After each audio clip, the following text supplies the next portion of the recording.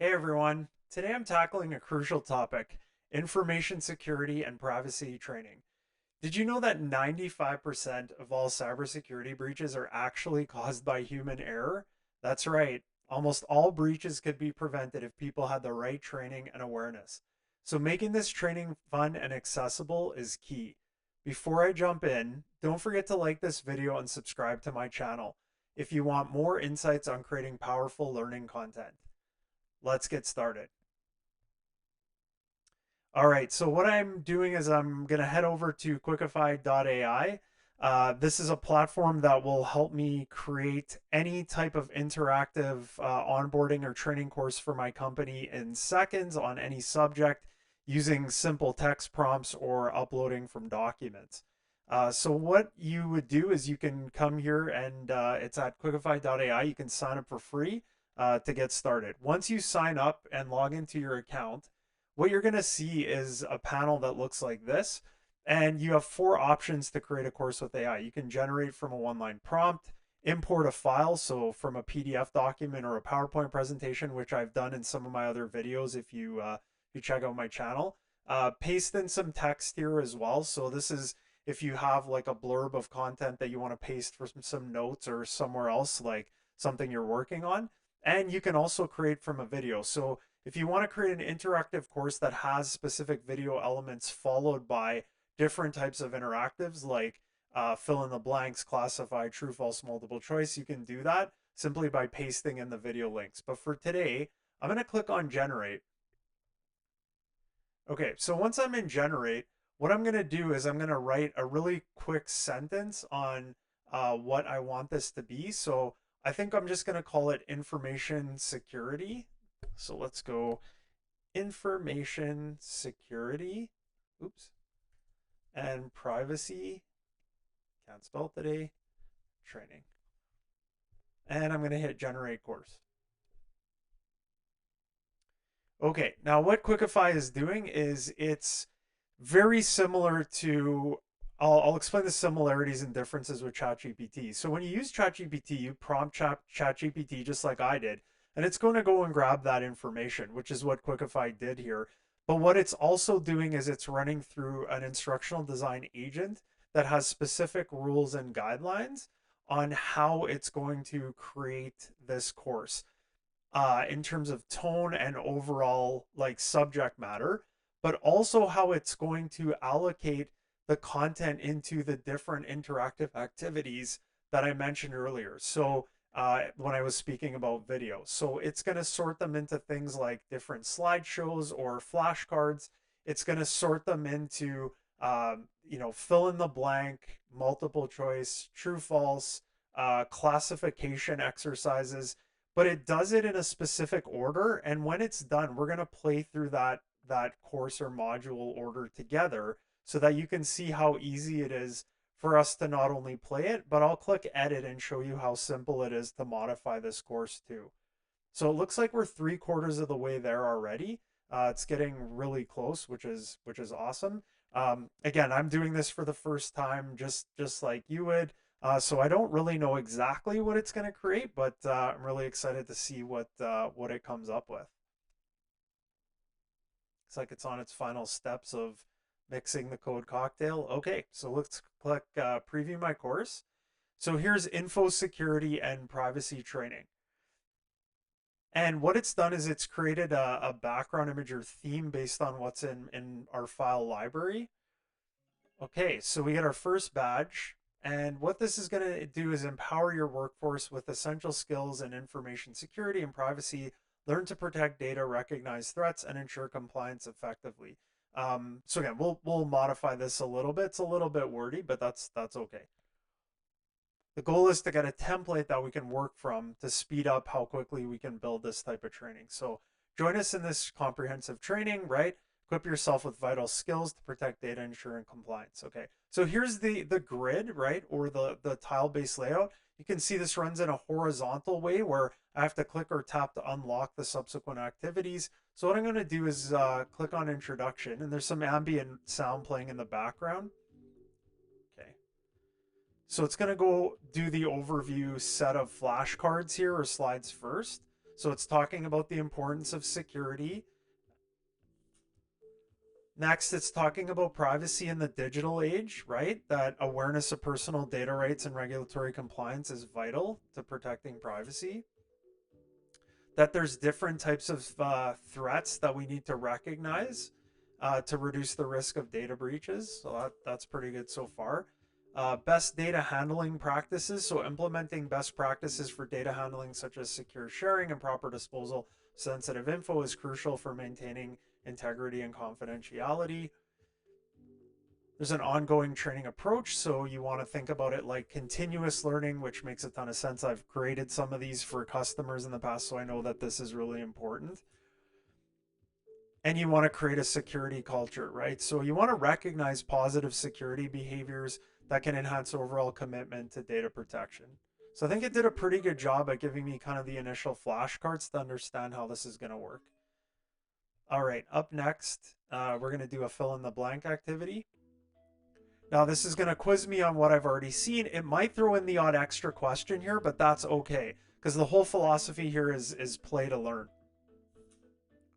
To ensure data blank, only authorized individuals. So we already know that, I was going to say privacy, but it looks like in confidentiality, right? Okay, so snaps the word to grid. I get 25 points for a correct answer. And if I get something wrong, I'll get -5. So the principle of blank involves maintaining the accuracy and trustworthiness of the data.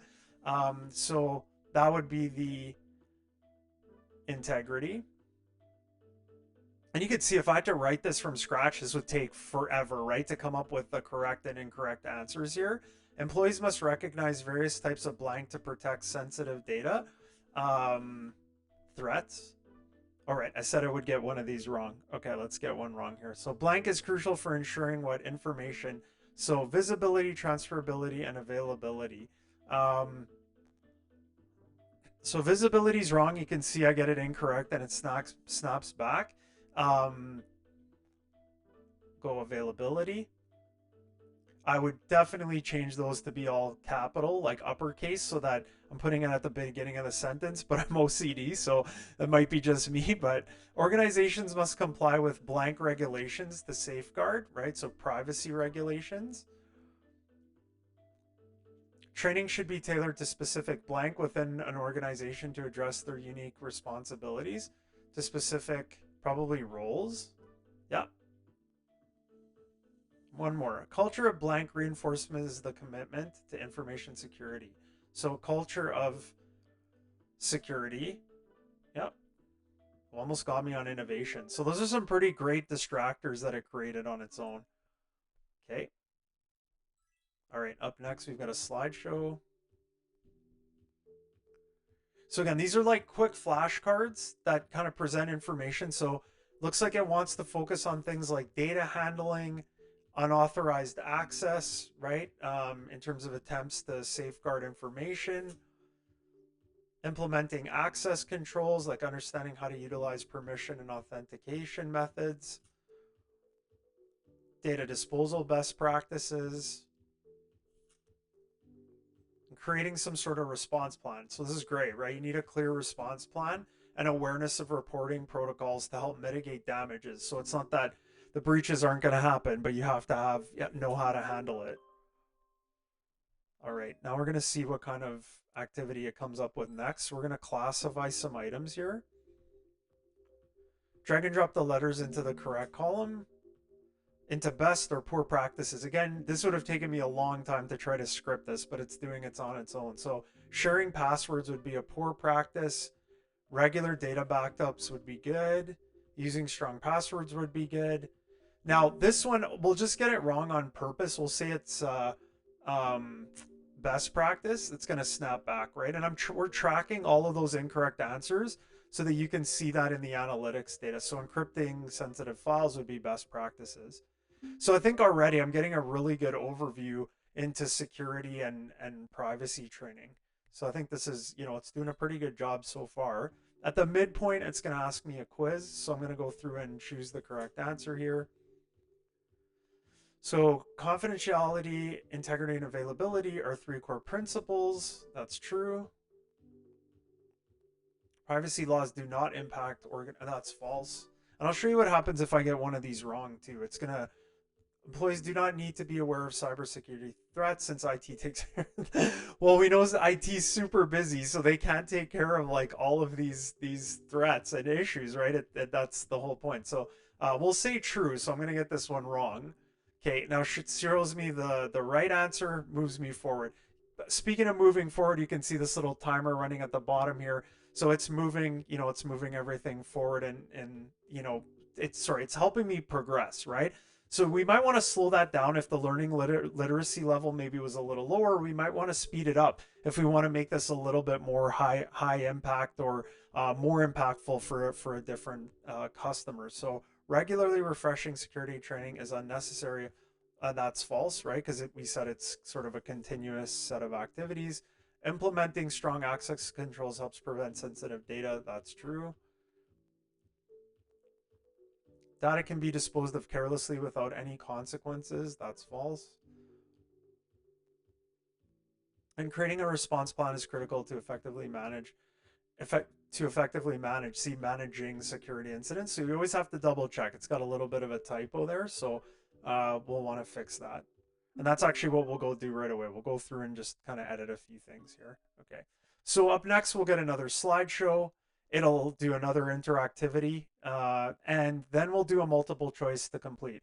I won't go through and complete all of this, but I'll show you one last thing, which is at any time, the user or learner could come here and see like percentage complete, points earned, and badges earned, the number of badges they've been awarded, the libraries where you can add different documents or links to resources, and you can report an issue. In terms of settings, you could mute the audio in general as well. So let's say we wanted to make some quick adjustments to this course. I'm going to go here now and click edit. And the editor is going to open up. Super easy to use. So here's that info security. I might just go information security and privacy as the title. And we're going to go learn essential skills in information security and privacy to protect data, recognize threats, and ensure compliance effectively. I think that's pretty great. I could change the thumbnail, logo, background image at any time to update the theme. I can change the sound pack here to anything and make the effects or sound effects to none. Here's that initial introduction message. I would be like, like I'd just go maybe something like welcome. I don't think we need to spell out the course. And then if any of those questions like aren't right, or we want to delete or do things like add a video inside or different conversation or situation activities, we can do that as well. But in this particular case, I think it was the true or false item that, yeah, so right here. So we see like, here's that true or false activity. If you wanted to say make true or false, like a true or false with image, you could change this and upload an image. But we're going to go creating a response plan is critical to effectively manage, right? Manage security incidents. And we're just going to save that back. And you can see how like if there's too many questions here, I could get rid of some. I could also like move some questions up and down. Super simple to manage and adjust. Here's the menu if I want to add some links or different resources as well. So yeah, I think this is pretty great as a templated starting point. I actually learned quite a bit on information security and privacy going through this. But if there's any other course you'd like me to create, feel free to let me know in the comments below. And yeah, like and subscribe my channel. It really helps me a lot. And I will catch you on the next video. Have a good one. Bye.